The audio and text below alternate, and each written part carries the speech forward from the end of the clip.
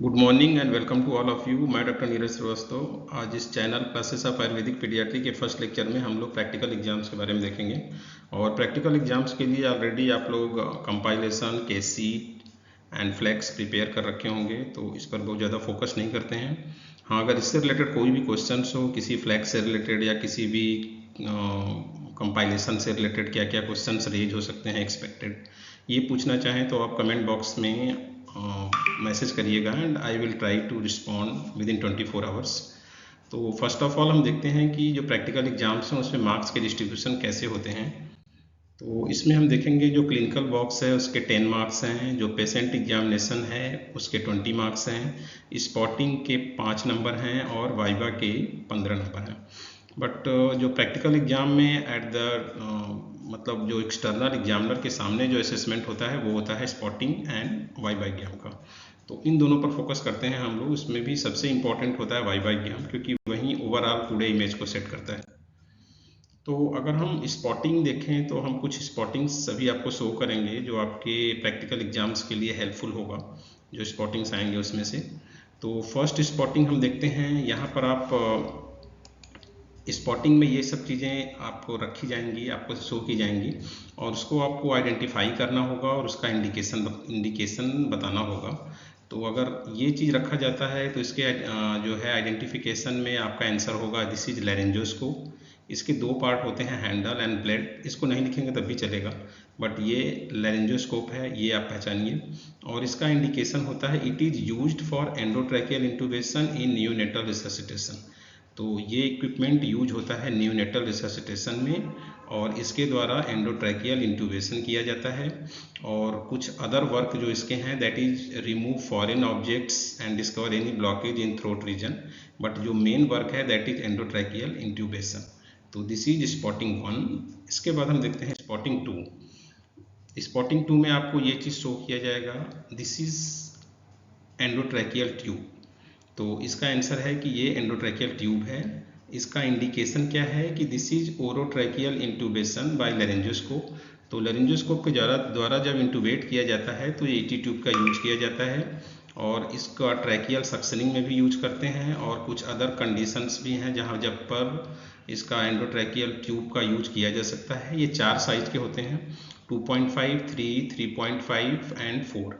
तो ये कौन से साइज को कब यूज करना है, it size depend on the birth weight and gestational maturity. तो ये बर्थ वेट के हिसाब से और उसकी मैच्योरिटी के हिसाब से डिसाइड होगा कि कब किस साइज का एंडोट्रैकियल ट्यूब यूज होना है। Spotting number 3। स्पॉटिंग नंबर 3 में आपको ये शो किया जा सकता है, मतलब नंबरिंग कुछ भी हो सकती है, बट आप इंपॉर्टेंट चीज़ों को रिकॉग्नाइज करिए। इसमें से हो भी सकता है, नहीं भी हो सकता है, बट ज़्यादातर चांसेज होते हैं कि इन सब चीज़ों को ज़्यादातर कॉलेजेस में रखा जाता है। तो इसको अगर आइडेंटिफाई करने के लिए बोला जाएगा तो दिस इज म्यूकस सकर, या it is also known as Ramson mucus sucker. Yes, this is mucus sucker. और इसका यूज क्या है, this is used for the cleaning of secretion from oral cavity and nasal cavity. तो आप बोल सकते हैं कि ये न्यूबॉर्न केयर के समय ओरल कैविटी और नेजल कैविटी को क्लीन करने में यूज किया जाता है। एंड अगर हम जब क्लीन करते हैं तो हम ध्यान रखते हैं कि first removal from oral cavity, मतलब पहले क्लीनिंग ओरल कैविटी की होनी चाहिए, देन नेजल कैविटी की होनी चाहिए, for the prevention of sneezing reflex. अगर हम पहले नोज का करते हैं देन ओरल कैविटी का करते हैं तो कई बार बच्चे के एस्पिरेट करने के चांसेस होते हैं। तो अभी आप स्पॉटिंग 3 में आपको रिकॉग्नाइज करना है तो ये होगा रैमसन म्यूकस सकर, या सिर्फ म्यूकस सकर भी बोल सकते हैं। और स्पॉटिंग नंबर 4 ये आपको शो किया जाएगा। इसका इंडिकेशन, यूज एंड कंट्रा इंडिकेशन पूछा जा सकता है। तो इसमें आप बोल सकते हैं कि this is Ambu bag. Ambu bag, Ambu का मतलब होता है आर्टिफिशियल मैनुअल ब्रीदिंग यूनिट। तो ये एक तरीके से न्यूनेटल रिससिटेशन में यूज होने वाला एक इक्विपमेंट है, और इसके 4 पार्ट होते हैं। ये कई बार ये सब इक्विपमेंट जो है वाइवा एग्जाम में भी रखे जाते हैं, तो वहाँ पर उसके पार्ट्स पूछे जा सकते हैं। तो इसके पार्ट्स के बारे में आप जान लीजिए, air inlet, oxygen inlet, patient outlet and valve assembly. ये 4 पार्ट हैं। और इसका इंडिकेशन क्या है, if heart rate is less than 100 beat per minute after administrating initial steps. Neonatal resuscitation के initial steps like oxygenation, like tactile stimulation, इनके करने के बाद भी अगर हार्ट रेट 100 के नीचे रह रहा है तो उस कंडीशन में हम अम्बुवैक का यूज करेंगे। और ये एपनिया के केसेज में भी यूज होता है। एपनिया का मतलब होता है कि cessation of respiration for 20 seconds. It may be associated with bradycardia, I mean may or may not associated with bradycardia। इसके साथ हार्ट रेट कम हो सकता है या नॉर्मल भी हो सकता है। किस केस में अम्बुवैक कंट्रा इंडिकेटेड है, ये भी एग्जाम में पूछा जाता है और बहुत इंपॉर्टेंट क्वेश्चंस हैं, स्पेशली यूजी एंड पीजी दोनों के प्रैक्टिकल एग्जाम्स में। तो contraindication for Ambu bag is diaphragmatic hernia and thick meconium aspiration. तो ये दो एब्सोल्यूट कंट्रा इंडिकेशन है, इसके बारे में जानना बहुत जरूरी है। नेक्स्ट स्पॉटिंग है दैट इज इंजेक्शन एड्रीनलिन। इसको आप शो किया जा सकता है। तो ये इंजेक्शन इपिनेफ्रिन एड्रीनलिन है, ऐसे लिखा भी होता है, इसके स्टिकर लगे होते हैं इस पर, बट फिर भी इसका यूज पूछा जा सकता है। तो if heart rate remains below 60 beats per minute after 30 second of assisted ventilation and chest compression. तो अगर चेस्ट कंप्रेशन के 30 सेकेंड के बाद भी हार्ट रेट इंप्रूव नहीं करता है, बेसिकली नियोनेटल रिससिटेशन के अलग अलग स्टेप्स पर अलग अलग जो है समय पर अलग अलग स्टेप्स को लिए जाते हैं, सबके अलग अलग इंडिकेशन हैं। तो अगर चेस्ट कंप्रेशन के 30 सेकंड के बाद भी heart rate 60 beat per minute से ऊपर नहीं होती है तो उस कंडीशन में इंजेक्शन इपिनेफ्रिन का यूज किया जाता है। ये मेडिसिन कैसे काम करती है इसके बारे में आप जानेंगे। This drug has inotropic, peripheral vasoconstrictor and chronotropic action. तो ये आपको जानना जरूरी है। इसका डोज बहुत इंपॉर्टेंट है। इसका डोज 1:10,000 डायल्यूशन में होता है और डोज 1.1 to 0.3 ml पर kg होता है। मार्केट में जो इसकी अवेलेबिलिटी है दैट इज 1:1000 डायल्यूशन। तो फर्स्ट इसको 1:1000 डायल्यूशन से 1:10,000 डायल्यूशन में उसको डायल्यूट करके बनाया जाता है। उसके बाद जो डोज बनता है दैट इज 0.1 to 0.3 ml पर kg। तो ये जो है अगर इसका रिस्पॉन्ड नहीं मिल रहा है तो 3 से 5 मिनट में अगेन इसको यूज कर सकते हैं। ये नियोनेटल रिससिटेशन की एक one of the most important medicine है। नेक्स्ट स्पॉटिंग देखते हैं दैट इज ब्लेड ऑफ लैरिंजोस्कोप। तो ये जैसे पहले इसमें देखा था मैंने कि लैरिंजोस्कोप के साथ लगा हुआ था, लैरिंजोस्कोप का ब्लेड है बेसिकली। ये दो साइड के होते हैं, 1 and 0, 1 for term infant and 0 for pre term infant. Pre term और टर्म आप समझते होंगे। तो इसका जो एक कंट्रा इंडिकेशन है कि सीवियर एयरवे ट्रॉमा अगर ये होता है तो इस कंडीशन में जो है इंटूबेशन ही नहीं किया जाता है। नेक्स्ट जो स्पॉटिंग है that is injection sodium bicarbonate. तो इंजेक्शन एड्रेनालिन के बाद इंजेक्शन सोडियम बाइकार्बोनेट सेकेंड बहुत ही इंपॉर्टेंट इंजेक्शन है that is used in neonatal resuscitation. तो जो डायल्यूशन इसका यूज किया जाता है दैट इज 4.2% डायल्यूशन। डोज है 1 to 2 milliequivalent per kg, IV route से देते हैं एंड स्लोली देते हैं। इसका जो रेट होता है that is 1 milliequivalent per kg per minute से ज़्यादा नहीं होना चाहिए। अब इसका इंडिकेशन क्या है, कब इसको यूज किया जाता है, तो इसके इंडिकेशन के बारे में अगर हम देखते हैं तो this is documented metabolic acidosis. Metabolic acidosis अगर डॉक्यूमेंटेड होती है तभी इसको यूज करते हैं। हाँ, मेटाबॉलिक एसिडोसिस की डायग्नोसिस होती है आर्टीरियल ब्लड गैस एनालिसिस, जिसको बोलते हैं एबीजी। एबीजी के द्वारा इसकी एनालिसिस होती है। तो मतलब जब भी इसको यूज करना है डॉक्यूमेंटेड मेटाबॉलिक एसिडोसिस में करना है। और एक और कंडीशन है जबकि Apgar score less than 3 at 5 minutes, मतलब अपगार स्कोर की वैल्यू 3 से कम है 5 मिनट तक।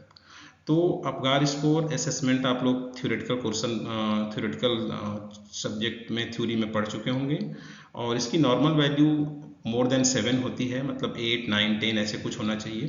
तो अगर 3 से कम है 5 मिनट तक तब इसको यूज करते हैं।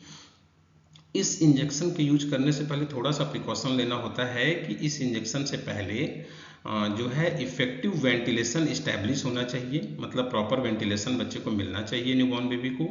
और इसको हमेशा डाइल्यूट करके देते हैं। It should B diluted equal amount. इसका डाइल्यूशन इक्वल अमाउंट में होता है अगर हम इसको डाइल्यूट करते हैं डिस्टिल वाटर में, और इसका जो है डाइल्यूशन डबल वॉल्यूम में होता है जब हम इसको डाइल्यूट करते हैं डेक्सट्रोज 5% में। तो ये ध्यान रखना है। अगर बिना डाइल्यूट किए या कभी बोलस एडमिनिस्ट्रेशन या कभी फास्ट एडमिनिस्ट्रेशन दे दें प्री टर्म बेबी में तो क्या कॉम्प्लिकेशन हो सकता है, तो आंसर होगा इंट्रावेंटिकुलर हेमरेज, IVH। तो ये एक इम्पॉर्टेंट क्वेश्चंस हैं जो इसमें से काफ़ी क्वेश्चंस स्पॉटिंग में भी आ सकता है और ये इंजेक्शन के बारे में वाइवा में भी पूछा जा सकता है। नेक्स्ट है एनजी ट्यूब। ये आप देखेंगे, दिस इज एनजी ट्यूब, और ये इसका यूज क्या है, दिस इज स्टमक वाश में यूज होता है। ये भी 2 नंबर का होता है, 5 number, 6 number. 5 number for preterm baby और 6 नंबर फॉर टर्म बेबी।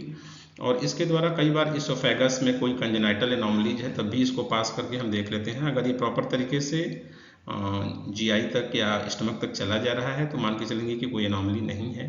तो इसकी जो है, एक तो स्टमक वाश में भी यूज होता है और इसोफेगस की पेटेंसी में कितना पेटेंट है इसके बारे में भी इसको इससे एसेस कर सकते हैं। और इसमें आप देखेंगे तो एक साइज, एक निशान बना होता है। आप देखेंगे यहाँ पर ये ब्लैकिश निशान है, तो इस निशान तक अगर चला जाता है इसका मतलब कि जो है ट्यूब ऑलमोस्ट जीआईटी में, मतलब स्टमक में पड़ा हुआ है। बाकी इसको एसेस करने के और भी तरीके हैं जिसको हम स्टेथोस्कोप से एयर एंट्री के बेसिस पर भी देख सकते हैं कि प्रॉपर इसका लोकेशन अभी जो है स्टमक तक पहुँचा है या नहीं पहुँचा है। तो वो स्टेथोस्कोप से चेक किया जाता है। और एक रेडियो ओपेक लाइन भी इस पर होती है जो एक्सरे विजुलाइजेशन के लिए होती है। तो ये सब थोड़ा पीजी के लेवल के क्वेश्चंस हैं, बट पूछे जा सकते हैं यूजी और पीजी दोनों में। और ये नेक्स्ट जो स्पॉटिंग है उसको आप देखेंगे, दिस इज इंजेक्शन विटामिन के। तो विटामिन के का क्या यूज है, इट प्रिवेंट विटामिन के डिफिशियंसी ब्लीडिंग। मीन्स ये हेमरेजिक डिजीज ऑफ न्यूबॉर्न जो बच्चों में होता है इसको प्रिवेंट करता है। और ये सभी बच्चों को at the time of birth दिया जाता है। विटामिन के डिपेंडेंट क्लॉटिंग फैक्टर अगर आपसे पूछा जाएगा तो विटामिन के डिपेंडेंट क्लॉटिंग फैक्टर होते हैं 2, 7, 9, 10। तो ये याद रखिए, ये इसको प्रोवाइड करता है। इसका डोज जो है less than 1 kg weight baby में 0.5 mg होता है और more than 1 kg birth weight baby में 1 mg होता है। प्रीफर्ड साइट जो होता है anterior lateral aspect of thigh होता है, लेफ्ट राइट किसी साइड में लगा सकते हैं। इसका साइड इफेक्ट कई बार पूछा जाता है, तो साइड इफेक्ट क्या है, बेसिकली विटामिन के 2 तरह के यूज करते हैं, one is natural and another is synthetic. तो जो नेचुरल होता है उसके साइड इफेक्ट ज़्यादा नहीं होते हैं, दैट इज इंजेक्शन कैनाडियन के नाम से आता है। और जो सिंथेटिक होता है इंजेक्शन कैप्लिन, उसका साइड इफेक्ट होता है और वो बच्चों में न्यूनेटल जॉन्डिस मैनिफेस्ट कर देता है क्योंकि ये ब्लीडिंग कॉज करता है। तो जो ब्लीडिंग होगा तो ऑलरेडी सीरम बिलिरुबिन का लेवल बढ़ेगा, और सीरम बिलिरुबिन का लेवल बढ़ेगा तो that will consider as neonatal jaundice. तो नेक्स्ट स्पॉटिंग देखते हैं, ये आप पहचान रहे होंगे, this is umbilical cord clamper होता है। ये जितने भी डिलीवरीज होती हैं सब में इसको यूज किया जाता है और ये कार्ड क्लैंपिंग के लिए यूज किया जाता है। तो इसको आपको रिकॉग्नाइज करना है और इंडिकेशन बताना है। तो this is umbilical cord clamper and use for clamping of the umbilical cord. Umbilical cord में जैसा कि आप जानते होंगे कि 2 आर्टरी 1 वेन होती है और इसको क्लैंपिंग जो होती है 2 से 3 सेंटीमीटर अवे फ्रॉम बेस होती है। और ये जो है इजीली आप इसको रिकॉग्नाइज कर लेंगे। ये नेक्स्ट जो स्पॉटिंग है that is injection normal saline. आप देखेंगे यहाँ 0.9% लिखा जाता है। तो ये भी यूज होता है न्यूनेटल रिससिटेशन में। इसका इंडिकेशन क्या है, in neonatal resuscitation when heart rate of baby is not responding adequately by other measures it work as volume expander. Means और मेजर्स लाइक आपने अम्बू बैग दे दिया, चेस्ट कंप्रेशन दे दिया, इंजेक्शन एड्रेनालिन दे दिया, तब भी हार्ट रेट इंटूबेट कर दिया, तब भी नहीं बढ़ रहा है किसी कारणवश, तो उस कंडीशन में इंजेक्शन नॉर्मल सेलाइन का यूज करते हैं। क्योंकि अगर बच्चा शॉक में होगा तो फिर वो रिस्पॉन्ड नहीं करेगा। सबसे पहले शॉक से रिकवरी होगी, देन बच्चे में बाकी इंजेक्शन या बाकी इक्विपमेंट रिस्पॉन्ड करेंगे। तो ये स्पेशली जब शॉक वाली कंडीशन में होता है तब इसका यूज करते हैं। ये it works as a volume expander, ये वॉल्यूम को एक्सपेंड करता है। इसका डोज क्या है, इसका डोज होता है इस कंडीशन में 10 से 20 ml पर केजी, मीन्स 10 to 20 ml पर केजी इन 5 to 10 मिनट्स। तो ये डोज ध्यान रखना है। हाँ, इसमें भी अगर रैपिड एडमिनिस्ट्रेशन होता है स्पेशली प्रीटर्म बेबी में, तो ये भी इंजेक्शन सोडियम बाइकार्बोनेट की तरह एक इंपॉर्टेंट कॉम्प्लिकेशन कॉज करता है, that is intraventricular haemorrhage, IVH। ये आप पहचान रहे होंगे, ये इन्फेंटोमीटर है। ये इसका मेन आपको रिकॉग्निशन आ सकता है, यूज आ सकता है। तो रिकॉग्निशन है कि ये इन्फेंटोमीटर है और ये क्राउन हील लेंथ असेसमेंट, यानी बच्चे की जो लंबाई का असेसमेंट होता है, स्पेशली जो इन्फेंट होते हैं उनके लिए है। मीन्स ये अप टू 2 ईयर तक इसका यूज किया जाता है। तो ये इन्फेंटोमीटर है, ये क्राउन हील लेंथ असेसमेंट में यूज होता है। इसमें बच्चे को मतलब लाइंग डाउन पोजीशन में रखते हैं और उसके बाद इसको आगे पीछे करके इसमें हाइट असेसमेंट को कर लेते हैं। और इसका एक स्पेसिफिक तरीका होता है हाइट देखने का। इसका हम एक छोटा सा वीडियो बनाएंगे तो आप समझ पाओगे कि कैसे हम हाइट को देखते हैं। ये जो है 2 साल तक के बच्चों में यूज किया जा सकता है। 2 साल से बड़े बच्चों में हम लोग जो ओपीडी में या जो कॉलेज के उसमें यूज करते हैं, दैट इज स्टेडियोमीटर। तो हाइट एक इम्पॉर्टेंट पार्ट है एंथ्रोपोमेट्री का। एंथ्रोपोमेट्री में 4 पार्ट आते हैं, weight, height, head circumference and chest circumference.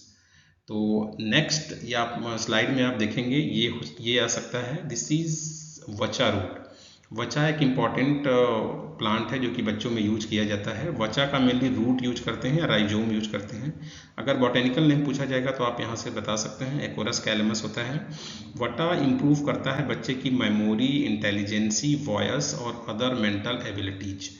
बच्चों में एक प्रॉब्लम, एक डिजीज कभी कभी होती है, दैट इज सेरेब्रल पाल्सी। तो सेरेब्रल पाल्सी में भी वचा का यूज किया जाता है क्योंकि वो ब्रेन के अंदर जो स्चिमिया होता है उसको रिमूव करने में हेल्प करता है।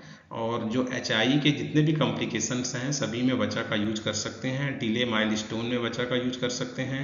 स्पेशली अगर स्पीच माइलस्टोन में डिले हो तो वहाँ भी वचा का यूज कर सकते हैं। तो इसको आप पहचान लेंगे, वचा है, ये एकोरस कैलेमस है and it improve memory, intelligency, voice and other mental abilities. अगर इसका यूज पूछा जाता है कौन सा पार्ट यूज करते हैं तो वचा का रूट यूज करते हैं। नेक्स्ट स्लाइड में आप देख सकते हैं, नेक्स्ट स्पॉटिंग में दूर्वा। ये हर जगह अवेलेबल है, जितने भी घास हैं ऑलमोस्ट सब दूर्वा के रेंज में ही आते हैं। तो इसका जो बॉटेनिकल नेम है ये आप यहाँ से देख सकते हैं, पोएसी फैमिली का है।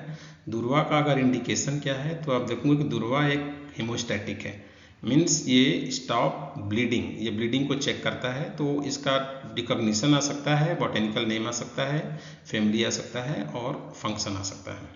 तो सभी के बारे में आप यहाँ से देख सकते हैं। नेक्स्ट ये जो है टंकण पाउडर है। टंकण पाउडर भी कहीं कहीं यूज किया जाता है बच्चों में। तो ये बेसिकली बच्चों की जो नियोनेटल कंजक्टिवाइटिस होता है, जिसको हम ऑप्थेल्मियम नियोनेट्रम बोलते हैं, उसकी क्लीनिंग में भी इसको यूज करते हैं।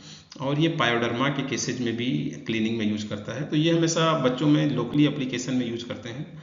और वैसे जो है इसको प्रोडक्टिव कफ में भी यूज किया जाता है। तो हम बच्चों के केस में हम देखेंगे तो नियोनेटल कंजक्टिवाइटिस एंड पायोडर्मा के केस में यूज करते हैं। इसका रिकॉग्निशन आ सकता है और इसका इंडिकेशन आ सकता है। ये बलातैल है, ऑलरेडी लिखा हुआ है इसमें, तो इसमें रिकॉग्निशन कोई बड़ी बात नहीं है। इसमें इंपॉर्टेंट है कि यूज कहाँ करते हैं। तो ये बच्चों में अभ्यंग में यूज करते हैं, नवजात शिशु परिचर्या के केस में भी इसका मेंशन है। और ये क्या करता है कि ये बच्चे को हाइपोथर्मिया से प्रिवेंट करता है। और क्योंकि ये बच्चे में जो TEWL एक वर्ड है, ट्रांस एपिडर्मल वाटर लॉस, ये ट्रांस एपिडर्मल वाटर लॉस को प्रिवेंट करता है। और अगर बलातैल का हम प्रयोग करते हैं तो बच्चे का वेट गेन भी अच्छा होता है। तो इसका प्रयोग आयुर्वेद के ग्रंथों में भी मेंशन है और इसका जो है क्लिनिकली भी अप्रूव्ड है। तो इस पर जो है वर्क ये यूज किया जाता है नाइसू में। ये जैसे मैंने बताया था कि एंथ्रोपोमेट्री में 4 चीज़ें होती हैं, वेट, हाइट, हेड सर्कमफ्रेंस और चेस्ट सर्कमफ्रेंस। वेट को हम वेइंग मशीन से लेते हैं, हाइट को इन्फेंटोमीटर या स्टेडियोमीटर से लेते हैं, एंड हेड सर्कमफ्रेंस और चेस्ट सर्कमफ्रेंस, इन दोनों के लिए ये चीज़ यूज किया जाता है। इसका रिकॉग्निशन बड़े इजी वे में कर लेंगे। दिस इज म्यूजरिंग टेप है और इससे हेड और चेस्ट सर्कमफ्रेंस को एसेस करते हैं, उसके टोटल डायमीटर को एसेस करते हैं। ये भी आप इजीली पहचान लोगे, दिस इज थर्मामीटर। और ये क्या करता है, बच्चे में टेम्परेचर असेसमेंट में यूज किया जाता है। ये हाइपरथर्मिया एंड हाइपोथर्मिया को की डायग्नोसिस में यूज किया जाता है कि बच्चे का टेम्परेचर बढ़ा है या कम है। ये जो इसको भी इजीली आप कर सकते हैं, this is blood pressure machine. ये जो पीडियाट्रिक कफ इसमें लगे होते हैं तो इसको भी आप पहचान लेंगे। और ये हाइपोटेंशन और हाइपरटेंशन की डायग्नोसिस में यूज किया जाता है। कुछ इंपॉर्टेंट स्पॉटिंग होते हैं जिसके बारे में जो बहुत ही इंपॉर्टेंट हैं और जिनके बारे में कई बार स्पॉटिंग में और वाइवा एग्जाम में पूछा सकता है। कंपोनेंट एंड यूज ऑफ बाल चतुर्भद्र चूर्ण। बाल चतुर्भद्र चूर्ण एक इंपॉर्टेंट मेडिसिन है जो पीडियाट्रिक प्रैक्टिस में, स्पेशली आयुर्वेदिक पीडियाट्रिक प्रैक्टिस में यूज किया जाता है। तो इसके 4 घटक हैं, दैट इज कर्कट श्रृंगी, अतिविषा, मुस्ता, पिप्पली। ये जरूर याद रखिएगा, ये सब काफ़ी सिंपल क्वेश्चन होते हैं। और इसका इंडिकेशन होता है कासा अतिसार। अगर बच्चे में कास है और अतिसार है, यानी अगर बच्चे में कफ है और डायरिया है, दोनों सिम्टम है, तो ये बाल चतुर्भुज चूर्ण का प्रयोग करते हैं। तो ये कास, अतिसार, ज्वर तीनों के केस में इसको यूज कर सकते हैं। डिस्क्रिप्शन है इसका भाव प्रकाश में। और इसका डिस्क्रिप्शन भैंसज रत्नावली में भी है। रिसेंटली अभी कोविड-19 के केसेस 1-2 साल पहले गए हैं, तो इसमें आप देख सकते हैं कि कई बार पूछा जाता है कोविड-19 डिजीज़ के वायरस का क्या नाम है। तो आप बोल सकते हैं कि दिस इज़ वायरस का नाम है severe acute respiratory syndrome corona virus 2, जिसको बोलते हैं SARS-CoV-2। तो ये मतलब एक तरीके से जीके से रिलेटेड है, मेडिकल जीके से रिलेटेड है ये। एक बार कई बार स्पॉटिंग में आप देखोगे कि ओआरएस के बारे में पूछ लेते हैं, तो oral dehydration solution to treat the dehydration caused by diarrhoea. अगर डायरिया के द्वारा डिहाइड्रेशन हुआ हो तो उसके ट्रीटमेंट के लिए लोकल बेसिस पर या ओपीडी बेसिस पर ओआरएस का यूज़ किया जाता है। ये सब काफ़ी सिंपल क्वेश्चंस हैं, मतलब इसमें कोई भी टफ क्वेश्चंस नहीं था जो पीछे से मैं ले रहा हूँ। काफ़ी बेसिक क्वेश्चन है जो एटलीस्ट आपको सबको आना ही चाहिए। अब इसके अगर इंग्रेडिएंट के बारे में पूछा जाएगा तो इसमें NaCl है, सोडियम सिट्रेट है, KCl है, ग्लूकोज है और वाटर है। कितने ग्राम है यहाँ से देख सकते हैं और इसको आप याद कर सकते हैं। नेक्स्ट स्पॉटिंग में एक इम्पॉर्टेंट प्रोसीजर जो हर जगह आयुर्वेदिक पीडियाट्रिक में आजकल ऑल ओवर इंडिया के सभी आयुर्वेदिक कॉलेज में यूज किया जाता है स्वर्ण प्राशन। तो स्वर्ण प्राशन के बारे में पूछा सकता है कि व्हाट इज दिस, देन आप बता सकते हैं कि it is swarna prashan is gold bhasma mix with honey and ghee and it should be given to the new born child as a lehan. मतलब इसको 0 से लेके 16 साल तक के बच्चों में यूज किया जा सकता है। और इससे मेन जो बेनिफिट है जो आचार्य काश्यप ने मेंशन किया है दैट इज मेधा अग्नि बल वर्धनम, यानी ये मेधा यानी इंटेलिजेंसी, डाइजेस्टिव पावर और इम्यूनिटी को बढ़ाता है। और सेकेंड जो है कि मासात परम मेधावी षडमासा श्रुद्धर, दो इसके बेनिफिट्स हैं। तो दोनों के बारे में आप एग्जाम में अगर पूछा जाए तो बता सकते हैं। कई बार श्लोक भी पूछे जा सकते हैं, स्पॉटिंग में भी होते हैं, कई बार वाइवा में भी होते हैं। तो ये जो गर्भोपक्रम विज्ञानम में जो श्लोक ऊपर मेंशन है, ये श्लोक आचार्य हारित का है, जिसमें आचार्य हारित ने कौमारभृत्य या बाल रोग की परिभाषा को डिस्क्राइब किया है। तो इसके बारे में आप देख सकते हैं, इसको याद भी कर लीजिए। और ये एक श्लोक है जो कि बालग्रह से लिया गया है और इसको आचार्य वाग्भट ने स्वग्रह के फीचर्स के रूप में मेंशन किया है कि स्वग्रह में ये फीचर होते हैं जिसको कोरिलेट करते हैं डार्क बाइट या रेबीज से। तो ये कुछ इंपॉर्टेंट स्पॉटिंग थे और आगे के वीडियो में हम लोग वाइवा में पूछे जाने वाले कुछ इंपॉर्टेंट क्वेश्चंस पर डिस्कस करेंगे। तो इससे रिलेटेड कोई भी क्वेरीज हो तो आप कमेंट बॉक्स में जाके क्वेश्चंस लिखिएगा। I will try to respond within 24 hour. And अगर ये सारे इन्फॉर्मेशन आपको आपके लिए उपयोगी हैं तो आप इस चैनल को शेयर कर सकते हैं, सब्सक्राइब कर सकते हैं। एंड मिलते हैं फिर नेक्स्ट वीडियो में। Thank you for watching.